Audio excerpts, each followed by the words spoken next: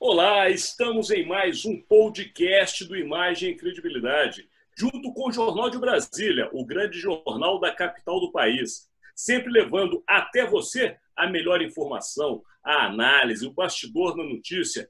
Aqui de Brasília, sempre o melhor fato, o que você vai acrescentar no seu dia.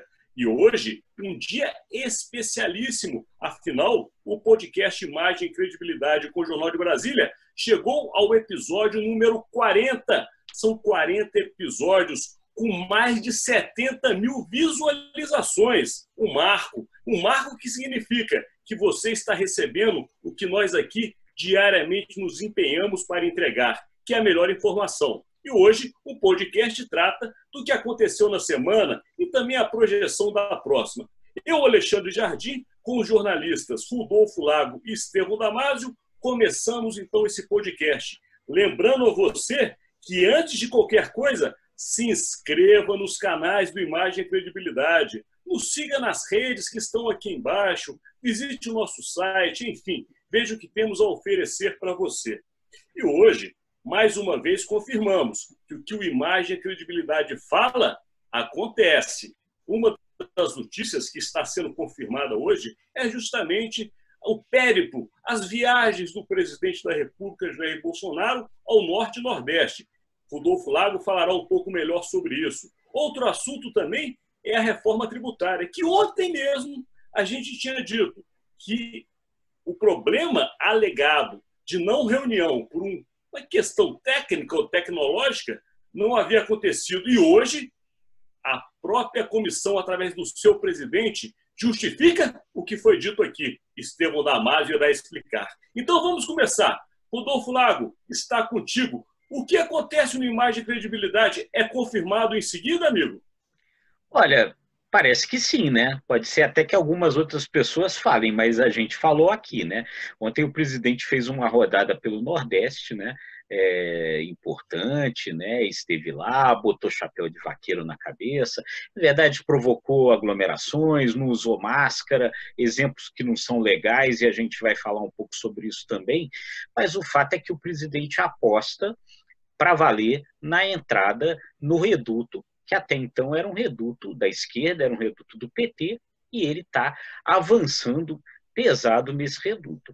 E se você nos acompanha, né, você vai lembrar que muito antes da Covid-19, muito antes disso tudo acontecer, a gente já comentava aqui que o presidente estava escalando a ministra Damares Alves, a ministra da Mulher, para fazer esse trabalho social, porque era já o início de um trabalho para conquistar eleitores no norte e no nordeste do país. Depois veio a Covid, veio a ajuda, o auxílio emergencial, que está sendo muito utilizado nesse sentido como uma espécie de Bolsa Família do governo Bolsonaro. O governo Bolsonaro vai mudar o nome do Bolsa Família, vai criar um outro nome para esse auxílio. Tudo isso está relacionado com a ideia de avançar nesses redutos. As pesquisas mostram que o governo anda perdendo espaço junto às classes mais favorecidas, né, que participaram, foram importantes na votação da eleição dele, classe média e tal. Ele anda perdendo espaços nesses segmentos, mas ele está compensando a perda desses espaços, se aproximando mais da população mais carente, que é justamente a população do Norte e Nordeste, fazendo, portanto, um caminho muito parecido com o caminho que tinha feito o PT no tempo que ficou no governo, né? O PT, na primeira eleição, em 2002, a primeira eleição do Lula, ele foi eleito também com votos preponderantes das classes mais favorecidas da classe média. E, durante o governo, foi migrando para as classes menos favorecidas. O PT, o governo Bolsonaro, vai fazendo caminho parecido, né? E esse caminho a gente tinha catado a pedra aqui, que ele ia ser feito. Quem assiste a gente assistiu aqui e ouviu isso antes. Bem lembrado, Rodolfo Lago. E outro fato que também foi confirmado hoje, e agora Estevão Damásio irá comentar, que justamente veio de alguém que parece que o Estevão já até teve contatos ou informações, porque, afinal de contas, chefiou um grande veículo de comunicação no estado no qual ele foi eleito senador, que é o presidente da Comissão da Reforma Tributária, o senador Roberto Rocha, do PSDB, e que hoje justificou a não realização da reunião de ontem. O que houve, Estevão Damasio? Esse é um fato também que, pela própria experiência que nós temos na cobertura política, né, você não pode tentar justificar a não realização de uma reunião no mundo tecnológico em que vivemos e com o gordo orçamento que o Congresso tem para investir justamente em tecnologia, uma falha técnica. É óbvio que não foi uma falha técnica. O próprio presidente, que é o senador lá do Maranhão, que tem um perfil muito conciliador, ele é do PSDB, ele admitiu que Roberto Rocha, ele tem muitos desafios ainda para serem superados. Ele admitiu que há uma disputa entre as propostas de reforma tributária da Câmara e do Senado, aí vem agora do governo, então está um balaio de gato essa reforma lá no Congresso.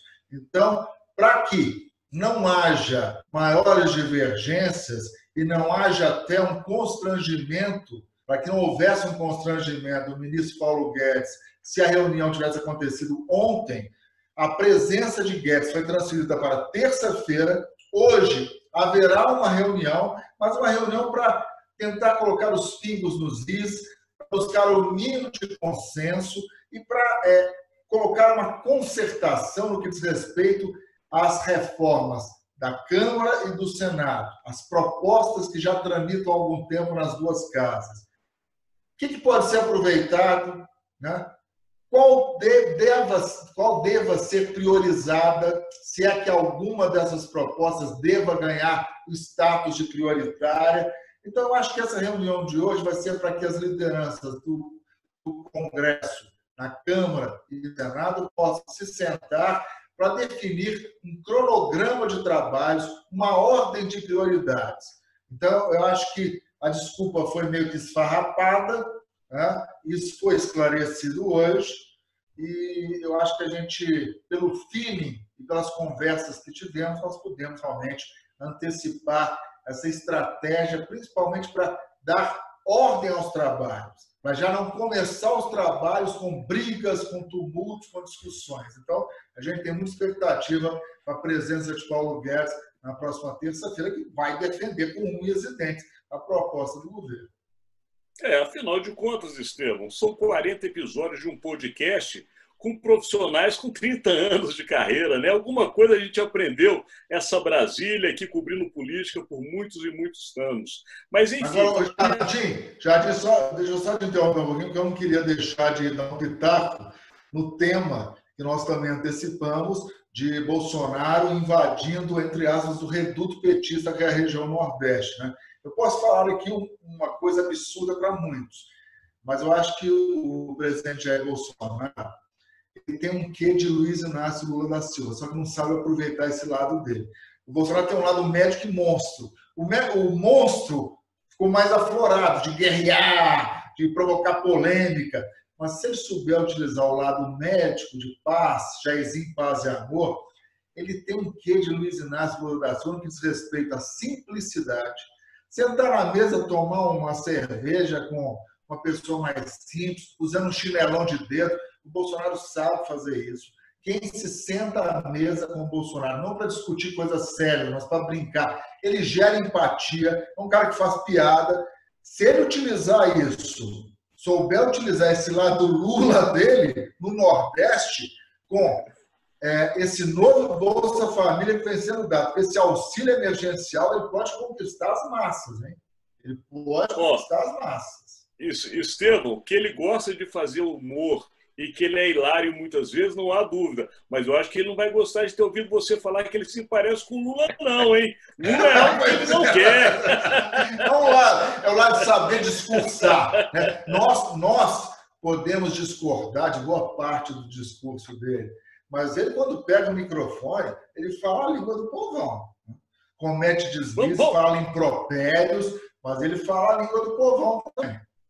Agora vamos ver se ele vai saber falar a língua do Congresso. E eu vou com o Rodolfo Lago, porque no Congresso Nacional a conversa é diferente. E lá, o Paulo Guedes vai chegar na quarta-feira, porque essa reunião de hoje está tentando justamente falar o que o Rodolfo sempre disse, que é a preparação da que vai valer. E eles estão tentando preparar a ida de Paulo Guedes na quarta. Hoje já tem uma informação em Brasília de que o presidente deu carta branca para testar CPMF, ao mesmo tempo que Rodrigo Maia bate forte na mesa e diz que não passa, não passa e não passa. Ou seja, Rodolfo, será que essa habilidade que o presidente está tendo no Norte e no Nordeste será refletida aqui na votação do Congresso? Enfim, é óbvio, né, assim como falou o Estevão, que o problema ali não foi, pelo menos não foi só técnico, né? Foi bom ter tido um problema técnico porque havia um problema político. Isso daí está claro, né? No mínimo é isso, né? Não havia a menor condição do ministro Paulo Guedes participar ainda dessa reunião, porque não existe consenso nenhum em torno disso, né? E essa coisa do presidente Bolsonaro dizer que o Paulo Guedes está com carta branca para testar o novo imposto, é engraçado, né? Quem é que quer pagar mais imposto? Como é que testa isso? Você quer pagar mais imposto? Acho meio complicado esse negócio, né? Então, essa história tá difícil, não tem a menor dúvida, quer dizer, a coisa não está caminhando bem, se a proposta do governo é essa coisa que o presidente da Câmara, Rodrigo Maia, falou, é ruim, se pega, é ruim, né? Tá querendo mascarar o nome do imposto, vai botar o nome em inglês para a nova CPMF, porque está querendo enganar as pessoas. Quer dizer, se não desfizer essa ideia, né, de que está querendo criar mais um tributo para onerar mais a vida das pessoas, vai ficar difícil desse negócio avançar, né? Então, daqui até quarta-feira, quando o ministro vai lá, o que vai se tentar é dar uma alisada nessas arestas aí para o ministro não enfrentar um ambiente tão ruim lá dentro, né? Ou um outro caminho é as coisas começarem a avançar no Congresso, a revelia do governo, a revelia das propostas do governo, porque é bom a gente lembrar que essa comissão mista já trata de reforma tributária há algum tempo. Ela estava parada, mas existem duas propostas tramitando, né? Se o governo não conseguir consenso em torno da proposta dele, pode ser que avance uma outra, pode ser que avance uma dessas duas que já tramita lá há mais tempo, né? Ou não avance nada. Daqui a ver, como se diz, a ver. Daqui nós vamos acompanhar e vamos levar, claro, a análise e o bastidor para quem nos segue. Agora, um outro assunto também que está fortíssimo na capital federal e repercutirá também durante todo esse final de semana e com certeza no início da próxima, são as falas do Procurador-Geral da República a respeito da continuidade, das mudanças, enfim, da Operação Lava Jato, a mais emblemática operação de combate à corrupção vista no Brasil, quiçá no mundo. O que você tem a dizer sobre isso, Rodolfo Lago? É curioso, né, Alexandre e Estevão, nossos amigos, que no momento em que está eleito o governo Bolsonaro, né, que se elegeu aí, tendo como uma das bandeiras o compromisso de manutenção do combate à corrupção, né, o compromisso de manutenção da Lava Jato, seja justamente nesse momento que a Lava Jato esteja sendo duramente questionada por esses posicionamentos aí do Procurador-Geral da República, Augusto Aras, né? E, embora o Ministério Público seja um órgão independente, né, fica meio difícil de você desvincular, né, porque o Augusto Aras foi escolhido pelo presidente da República, fora da lista tríplice da votação interna do Ministério Público, né, como eram escolhidos os procuradores gerais da República até então. Então fica meio difícil de você desvincular, porque, enfim, é claramente alguém que chegou lá pelas mãos do presidente da República, né? E aí ele faz esses duros questionamentos, e aí a gente aqui até... Alguns questionamentos que ele faz, eu acho que fazem até sentido. Acho que a Lava Jato andou extrapolando em determinados momentos, se tornou, em determinados momentos, uma coisa com uma força paralela muito grande, de não dar satisfação para ninguém, né? Fazendo lá uma investigação que, em determinados momentos, ganhou sim viés político. Acho que tudo isso é verdade, mas o que causa preocupação é se, por outro lado, essa história toda aí das declarações do Augusto Aras tem por trás desmoralizar ou esvaziar um processo de combate à corrupção. Então, isso deixa muita gente preocupada, né? Um dos movimentos importantes, né, que trabalhou no impeachment da Dilma, um dos movimentos populares importantes que trabalhou no impeachment da Dilma e ajudou na eleição do Bolsonaro, que é o movimento Vem Pra Rua, essa semana desvinculou-se do presidente por conta desses posicionamentos do Aras, né, dizendo que esse governo, ao contrário do que dizia, parece não ter compromisso com o combate à corrupção. O ministro Sérgio Moro, né, nesse trabalho aí para eventualmente vir a se tornar candidato à presidência da República, também está batendo nessa tecla, né? Então, esse lado dessa coisa é um lado muito preocupante para a gente observar, né? Quer dizer, se a ideia é ajustar excessos da Operação Lava Jato, isso talvez seja bem-vindo. Se a ideia é esvaziar o mecanismo de combate à corrupção pública do país, aí não é uma ideia legal, né? Então é uma coisa para a gente acompanhar e observar, né? Vamos ouvir, então, o que tem a dizer também Estevão Damasio. Afinal de contas, ele sempre ressalta a importância da Operação Lava Jato em todo o país e que, neste momento, de fato, está sendo colocada em xeque. Qual a sua avaliação, Estevão? Hoje, na coluna da Mônica Berro, na Folha, ela apurou algo que merece ser comentado por nós, né? Segundo a Mônica Bergamo, o Procurador-Geral da República, Augusto Aras, estuda dividir a Operação Lava Jato em 4 para tirar a liderança de Deltan Dallagnol, né? Segundo Aras, essa operação não pode ter dono. Essa última frase eu concordo, obviamente, com ele. A operação é do país, não pode ter um único dono, um único grupo. Eu acho que o Rodolfo foi muito feliz quando ressaltou que, se todo esse movimento é para corrigir eventuais distorções que tenham acontecido, ótimo, nenhuma operação é perfeita, você tem que ter a humildade para reconhecer que erros foram cometidos. Agora, se for para esvaziar a Lava Jato, esse movimento tem que ser totalmente repelido. E é um discurso excelente para os opositores de Bolsonaro. Se a operação enfraquecer ou for destruída, o que vai colar na imagem de Bolsonaro? O governo Bolsonaro acabou com a Lava Jato, né? Indo de encontro com o discurso que ele tão bem encampou durante a corrida ao Palácio do Planalto, de defender o combate à corrupção. Então, nós estamos num momento crucial e perigoso. Eu já expus aqui minha opinião. Eu acho que a hierarquia, e ela deve ser respeitada. Nenhum grupo como a República de Curitiba deve ter total autonomia e não repassar ao chefe do Ministério Público informações, não dividir com ele essas informações. Agora, nós não podemos sair da total autonomia e independência que o Grupo de Curitiba teve para nenhuma independência, né? Então, é 880. Nós não podemos cair nessa esparrelha, nessa armadilha.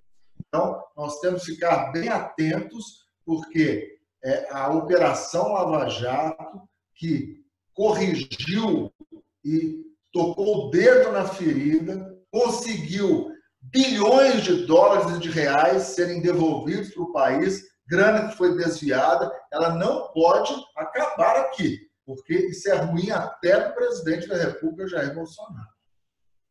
E Brasília, como a gente às vezes gosta de comentar aqui, não é uma cidade para amadores, é uma cidade para profissionais. E estes profissionais, né, Estevão Damasio, não tem muito interesse que a Lava Jato continue, não. Portanto, realmente é um cabo de guerra muito forte.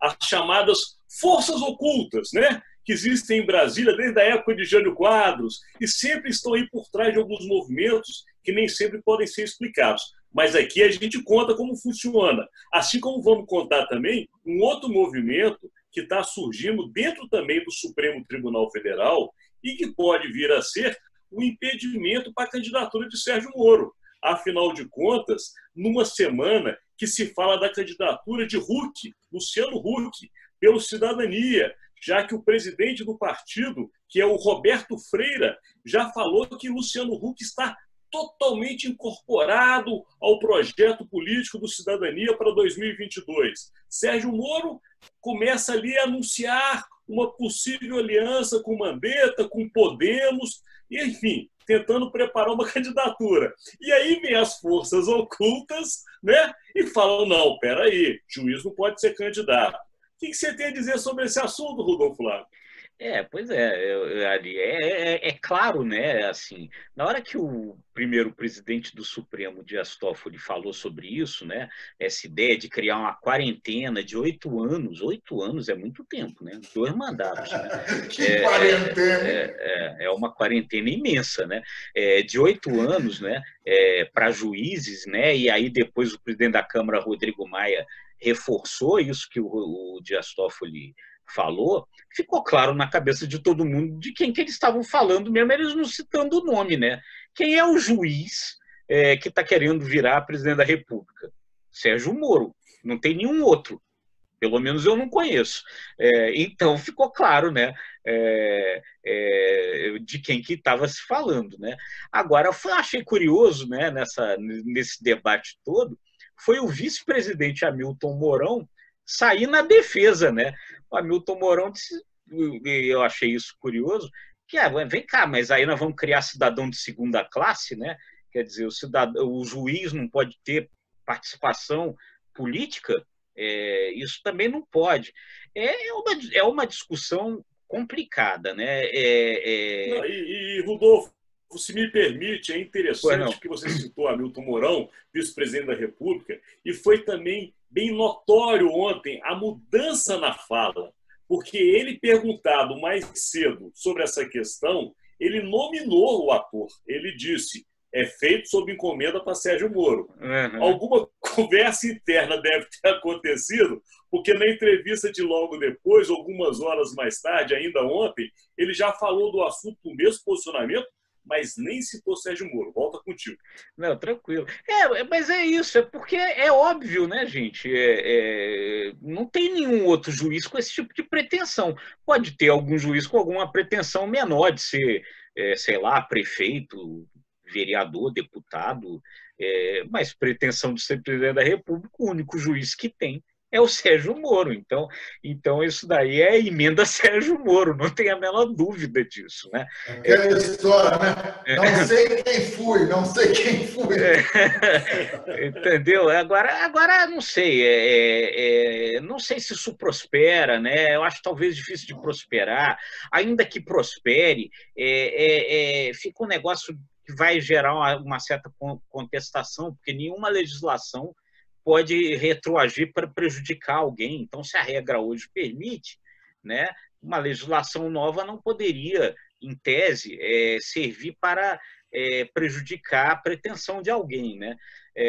Agora, isso tudo mostra, né, Sérgio Moro, Luciano Huck, mostra uma outra coisa que a gente também já disse aqui algumas vezes, né, que muito provavelmente o debate da sucessão presidencial em 2022 ele vai se dar mais pela centro-direita outra vez. A esquerda está fora do debate.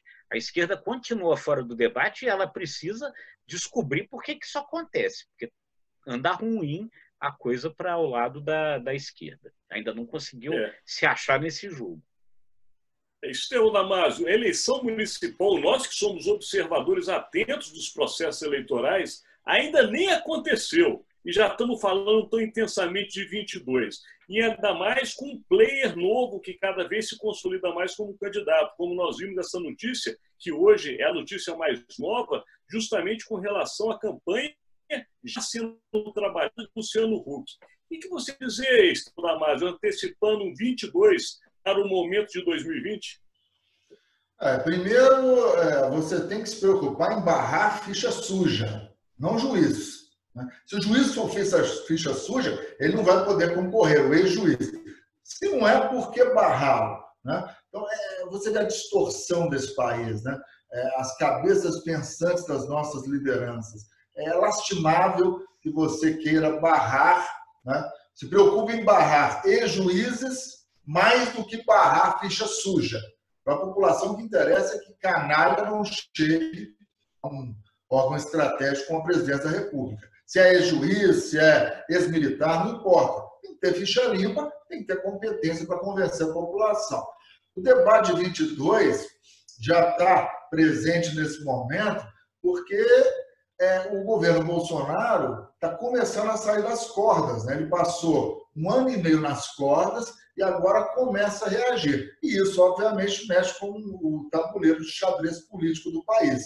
Eu concordo com o Rodolfo, a esquerda continua paralisada, muito em função do partido mais importante dessa ala, que é o PT, da intransigência do PT, de não fazer alianças, de não abrir mão de ser cabeça de chapa. Então, essa intransigência petista continua fazendo muito mal à esquerda.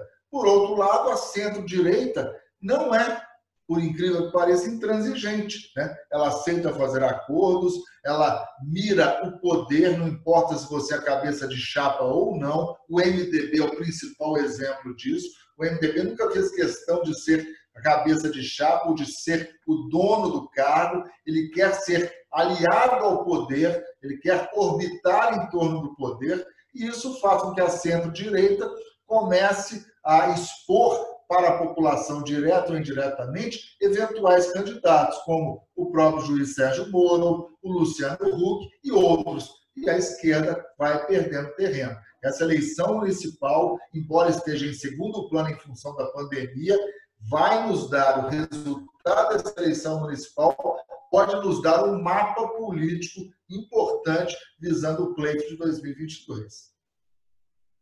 Rodolfo Lago, o Estevão fez um parâmetro bem interessante sobre os caminhos da esquerda, os caminhos da direita. E tem um instrumento que tem sido utilizado pela direita em vários governos, em vários países, em vários momentos, que são justamente instrumentos de perseguição a quem é contrário ao que você defende. E o Brasil está indo por essa linha. A gente ficou sabendo essa semana de um movimento muito estranho, para dizer o mínimo, do chamado perseguidores, que está acontecendo dentro do governo federal contra pessoas que têm posicionamentos ou são explicitamente contrárias aos chamados, ou são chamados antifascistas, né? É assim que foi cunhado o termo. Os antifas. Os antifas, perfeito, Estevão. O que você tem a contar para o nosso seguidor sobre esse movimento do submundo da política, digamos assim? É uma notícia muito perigosa, né? Muito preocupante, que foi primeiro dada no UOL pelo jornalista Rubens Valente, de que o governo estaria indo atrás de pessoas, de servidores que inicialmente assinaram um manifesto antifascista, e aí mais grave, né, que além daquelas que explicitamente assinaram o manifesto, pessoas que teriam posições semelhantes, parecidas com aquelas que assinaram o manifesto antifascista. Primeira coisa esquisita dessa história toda, né? O governo está se assumindo fascista, entendeu? Porque o movimento antifascista, entendeu? Precisa esclarecer. Isso aí já é meio complicado. A segunda coisa é essa coisa difusa, né? Quer dizer, quem parece, teria, não sei o quê, gera um tipo de perseguição muito ampla, muito complexa, muito complicada, meio macartista, né? Quer dizer, lembrando que nós estamos falando aí do senador McCarthy, nos Estados Unidos, que fazia uma movimentação na década de 50 para perseguir supostos comunistas. Entrou Deus e todo mundo nessa lista de supostos comunistas, porque quando você vai entrando num tipo de interpretação difusa, a coisa vai ficando muito complicada, vai gerando perseguições políticas que não são nada democráticas. Isso não é um caminho bacana, não é um caminho legal. Aí, além desse episódio da história da perseguição a esses antifascistas, surgiu uma outra história que a Controladoria Geral da União estaria fazendo a recomendação aos servidores de que eles estariam proibidos de fazer críticas aos órgãos aos quais eles são vinculados na administração pública. Isso é também muito complicado, porque também é muito difuso. Quer dizer, seria muito claro se o cara pegasse e dissesse assim: eu odeio o Ministério da Economia. Só que não necessariamente pode ser assim. Aquele diretor do INPE que dizia que o governo estava tolhendo a pesquisa do INPE sobre desmatamento na Amazônia, ele está fazendo crítica à instituição da qual ele faz parte? Entendeu? Ou ele está fazendo o trabalho dele? Um servidor do Ministério da Saúde que acha absurdo essa história da cloroquina, que não tem comprovação científica nenhuma. Se ele critica isso, ele está fazendo crítica ao Ministério da Saúde? Ou ele está assumindo a posição técnica dele na área? Entendeu? Então, isso tudo é muito complicado.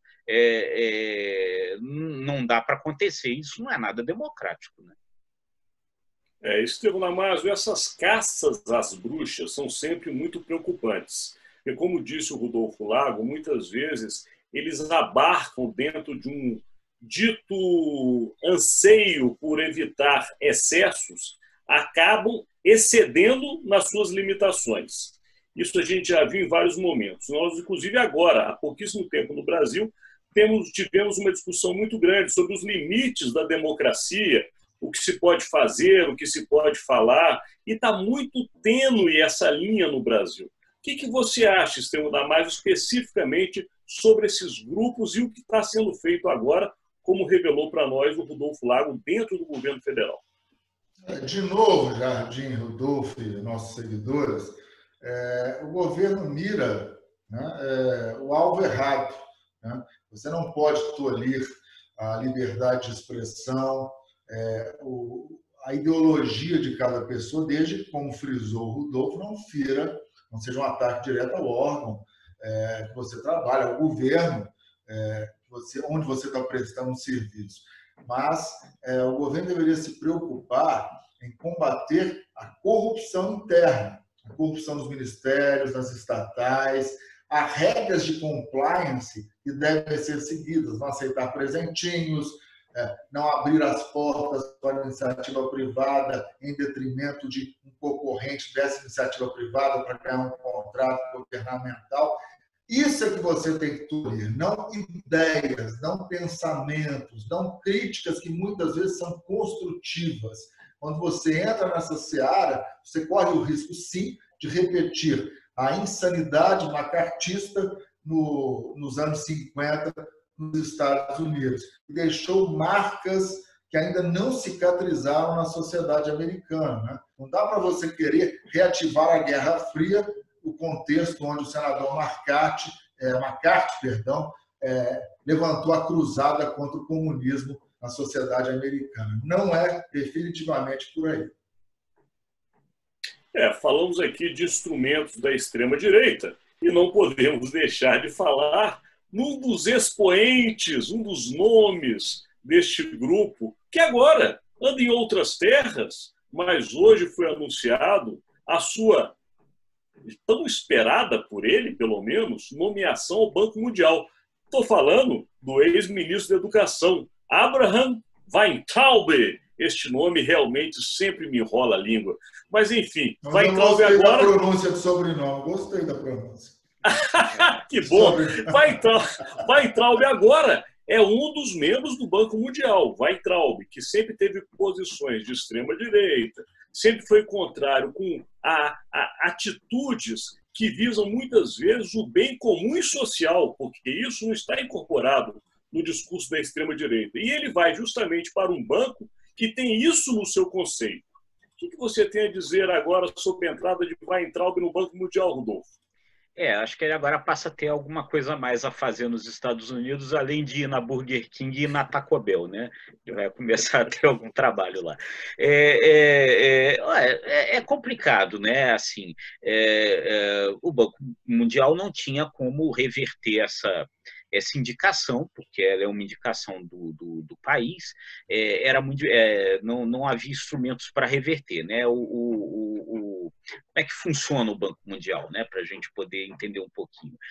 Ali você tem os grupos de países acionistas. O Brasil faz parte de um desses grupos, com alguns outros países, Colômbia, Suriname, não sei agora dizer todos eles, e aí é por esse grupo que é feita a indicação do Weintraub para o cargo, né? O Banco Mundial não teria muito como evitar essa indicação do grupo de acionistas, né? Então, está indicado. Agora, como você falou, vamos ver como é que ele vai atuar lá dentro, porque o Banco Mundial e esses organismos aí são bancos de fomento, né? São bancos criados para fazer programas de fomento no mundo inteiro. Então, eles são bancos que muitas vezes têm função social muito forte, né? Então, eles acabam, às vezes, tendo um viés que não é o viés de extrema-direita do Weintraub, porque ele tem essa função aí, né? Então, vamos ver como é que ele vai se comportar ali dentro, né? Tudo bem, ele foi indicado, ok, mas ele talvez seja uma voz minoritária dentro do banco quando esses debates ali acontecerem. Vamos observar como é que isso vai acontecer. E é importante a gente ainda lembrar, conseguiu esse guarda-chuva lá, né? Ele gosta de guarda-chuva, né? Lembra dele lá no Ministério da Educação? Ele arrumou esse guarda-chuva, é um guarda-chuva bem temporário, né? Porque o mandato dele à frente desse cargo, em princípio, é só até outubro. Para ele ficar depois, e aí é o prazo, se eu não me engano, de 2 anos, não é isso? Para ele ficar depois, aí vai ter que haver uma renovação, uma nova indicação, e não existe esse compromisso, em princípio, de renovação a partir daí. Então, até outubro, em princípio, apenas. O interessante dessa nomeação e essa chegada agora oficial de Weintraub ao Banco Mundial é que Weintraub, durante o período que ficou em Brasília, ele condenava o que ele chamava desses benefícios da República, essa coisa que Brasília sempre fomentou, e ele acabou de ser indicado por uma força de um benefício do governo em Brasília. Portanto, o discurso já começou a cair por terra aí.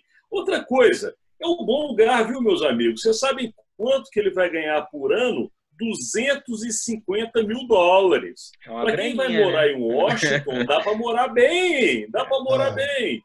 E, além de tudo isso, foi o que o Rodolfo bem pontuou. Esta nomeação ela vale até 31 de outubro. Portanto, depois de 31 de outubro, ele tem sim que ser renomeado. E aí, se for renomeado, ele passa a ficar 2 anos sem poder ninguém demovê-lo de lá, nem quem o indicou. Portanto, se ele ficar até 31 de outubro quietinho, sem causar polêmica, sem incomodar os seus colegas, ele tende a ficar mais 2 anos com este bom salário. Caso contrário, se for realmente o Weintraub que a gente conheceu em Brasília, Estevão, só para concluir, aí pode ser que 31 de outubro seja a volta para o Brasil. Mas está contigo, vai lá. Eu acho que ele vai ser reconduzido. Mas eu acho, só para complementar o que vocês já disseram, acho que chegou a hora, e não é culpa do governo Bolsonaro, sejamos justos, é uma prática corriqueira dos governos no Brasil. Dar de brinde, né? Dar de prêmio de consolação postos estratégicos no exterior. Você desmerece o cargo. Não é de hoje que o governo do Brasil tem dado, por exemplo, a Embaixada de Portugal como um prêmio de consolação. Você desmerece até a relação entre os dois países, e agora você ocupar um cargo tão importante como o Banco Mundial, com uma pessoa que, teoricamente, não tem nenhum preparo para isso e não tem nenhuma nenhuma relação com a pauta prioritária da instituição, que é sim fomentar programas de cunho social que visam principalmente satisfazer os anseios das chamadas minorias, que o próprio Weintraub nunca reconheceu aqui no Brasil. Ele não reconhece os direitos de minorias, ele afasta, ele tem ódio desse termo minorias. Então, temos que parar com essa prática. Não é o Bolsonaro que inventou, outros governos, Fernando Henrique, Lula, Dilma, todos fizeram. Você acaba desmerecendo, repito, postos estratégicos que o Brasil tem direito a ocupar no exterior. Vamos sair então do Banco Mundial e vamos voltar aqui para o Brasil, mas com um assunto que, infelizmente, impacta negativamente tanto o Brasil quanto os Estados Unidos, que é a sede do Banco Mundial, que é a Covid. A Covid-19 chegou com números terríveis. Infelizmente, o Brasil atingiu mais de 91 mil mortos. São 91 mil famílias, em pouco mais, completamente tristes e derrubadas neste momento, sem contar mais de 2,5 milhões de infectados, numa semana que a própria primeira-dama, né, Michele Bolsonaro, também é contaminada pela Covid, e o presidente da República diz que está curado da Covid, mas parece que ficou alguma sequela dentro dele. O que você tem a dizer sobre essa questão, hein, Rodolfo Lago? No tipo de linguagem simples do presidente Bolsonaro, né, que mostra que ele não é um especialista nessa área de saúde, né, ele disse que ele ficou com um mofo no pulmão, que pode ou não pode ter, ainda não tem assim, certeza de que isso tem uma relação direta com a Covid-19, mas a Covid-19 provoca problemas respiratórios e é possível que ele tenha tido esse problema aí, ele está com algum tipo de problema no pulmão e ela deve ter sido consequência da Covid, sim. A gente nota nas imagens aí, nas últimas fotos do presidente, o presidente está inchado, né? E isso deve ter sido também uma outra consequência. Há uma utilização grande de medicações à base de corticoides para tratar a Covid-19. E corticoides provocam retenção de líquido e a pessoa fica inchada. Então, isso mostra que, enfim, banal, gripezinha, efetivamente, isso não é. E ele contaminou porque não tem dúvida, deve ter sido ele que contaminou, né? Porque eles convivem, moram na mesma casa, contaminou a primeira-dama Michele Bolsonaro, cuja avó está internada em estado grave, né? Entubada num hospital aqui de Brasília. Então é o seguinte, isso não é banal, isso não é gripezinha, isso provoca problemas graves, né? E o fato da gente não ter esse bom exemplo vindo do Comando Central, está trazendo prejuízos para o país. E não são prejuízos só na saúde das pessoas, não. Traz prejuízos na economia, prolonga essa doença, porque a gente não teve uma estratégia em nenhum momento para evitar a contaminação, fronteiras não foram fechadas, né? E aí a gente fica nesse efeito sanfona de abre e fecha. Tudo isso traz problemas econômicos para o país, e você falou no Trump, né? E trouxe problemas econômicos lá nos Estados Unidos. O PIB do segundo trimestre nos Estados Unidos teve uma queda de 10%. É o maior tombo da economia americana desde 1940. Entendeu? E aí a Alemanha, a União Europeia também tomou um tombaço. Então, né? Todo mundo tomou um tombo, é lógico, mas esse tombo nos Estados Unidos, ele também gente, em função da falta de comando central, de minimizar a doença. Quer dizer, e o exemplo que a gente seguiu, 2 países que estão com taxas de contaminação altíssima lá em cima e enfrentando as consequências econômicas dos erros de avaliação que cometeram com relação a essa doença, né? Realmente tudo muito triste. Estevam Damasio, nem dá para você comentar esse assunto que não está estourado, mas eu vou precisar que você comente um assunto que é fundamental. Não podemos passar sem falar sobre ele, que saiu hoje, uma notícia que foi dada pelo nosso colega, também amigo, Marcelo de Moraes, do estado de São Paulo, juntamente com a Vera Magalhães, no BR Político, que eles produzem no jornal, que é justamente sobre a saída do Brasil do Alan dos Santos. Alan Santos é aquele blogueiro que foi preso algumas vezes, defendia o presidente Jair Bolsonaro e agora está fora do Brasil, anunciado isso pelo Marcelo de Moraes. Você tem rapidamente um comentário a fazer sobre esse assunto, Estevão? Eu acho que é uma estratégia do Alan dos Santos, né? Ele tem muitos seguidores, continua tendo, mudou o perfil, continua tendo muitos seguidores. O Facebook diz que não vai respeitar a determinação do ministro Alexandre de Moraes de barrar os perfis de bolsonaristas também no exterior. O Facebook vai recorrer ao próprio Supremo, mas diz que não vai obedecer essa determinação, que ultrapassa a jurisdição do país. Mas eu acho que é uma estratégia do Alan dos Santos, né? De dizer que está sendo perseguido, está sendo ameaçado. É uma forma dele se vitimizar, na minha opinião, dentro de todo esse contexto aí de bloqueio de contas de pessoas que apoiam o bolsonarismo. Perfeito. Comentário e análise da notícia continua contigo. Vamos lá rapidinho. Projeção para a próxima semana, Estevão.